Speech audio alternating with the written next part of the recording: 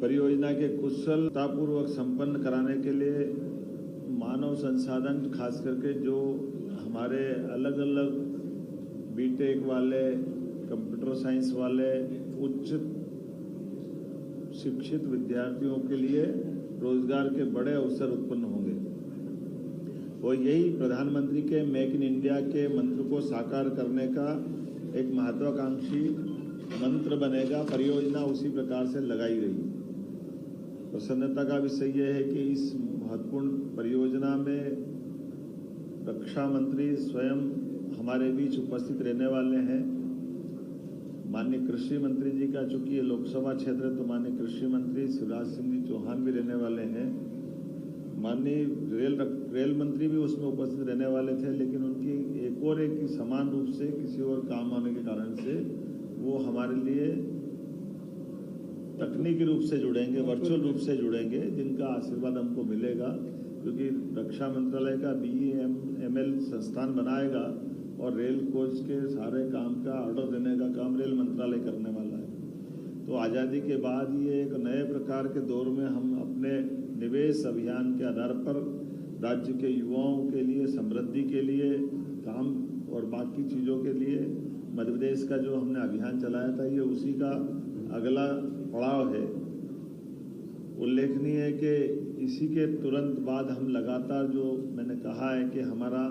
10 तारीख से ही इस कारखाने के स्वदेशीकरण के भाव के आधार पर ये जो अभियान चला रहे हैं, इसमें हमने सभी स्कूल, कॉलेज, सभी प्रकार के तकनीकी संस्थान, युवाओं को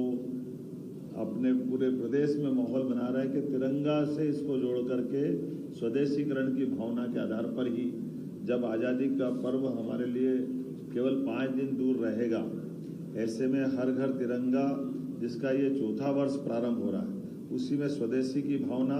और इस बार स्वच्छता का थीम पे आधार पर ये हर घर तिरंगा अभियान का अभियान चलने वाला है। इसके आधार पर हम अपने उस पुरानी भावना के आधार पर, जब आज़ादी के पूर्व क्रांतिकारियों ने, स्वतंत्रता सेनानियों ने, आम नागरिकों ने संघर्ष करके देश को आज़ाद कराया,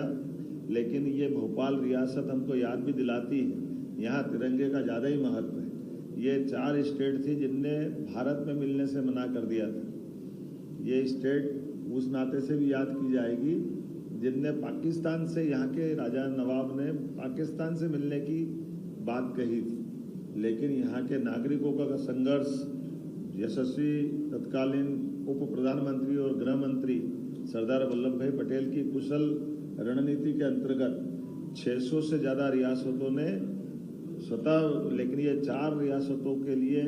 ये यहाँ के नवाब ने तो यहाँ का पैसा पाकिस्तान के स्टेट बैंक में डाल दिया था। ये कुछ आगे ही बढ़े थे, लेकिन उसके बाद भी यहाँ के नागरिकों के संघर्ष से हमारा अपना राज्य का प्रमुख राजधानी का केंद्र बना भोपाल रियासत।